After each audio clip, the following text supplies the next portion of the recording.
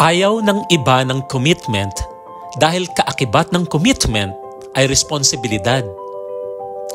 Iniiwasan ng marami ang commitment, kaya even sa Diyos, ginagawa nila yon.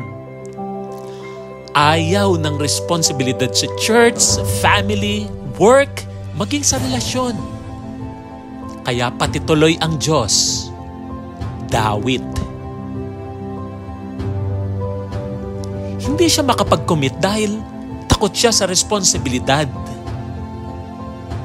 O maaaring maaapektuhan ang marami sa kanyang mga prioridad sa buhay.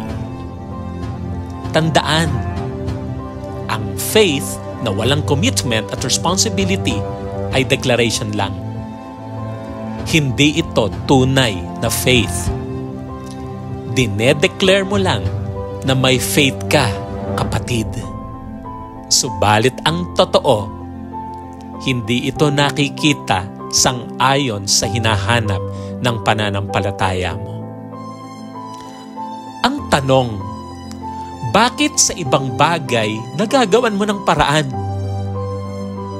Bakit pagdating sa mga bagay na ukol sa Diyos, ikaw ay nagdadahilan?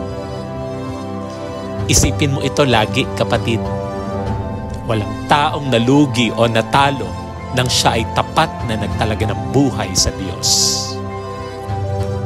Dahil ang ating mga pagpapagal ay hindi nawawalan ng kabuluhan sa harapan ng Diyos. Laging ilagay sa ating puso na pribilehiyo ang maglingkod sa ating Panginoon.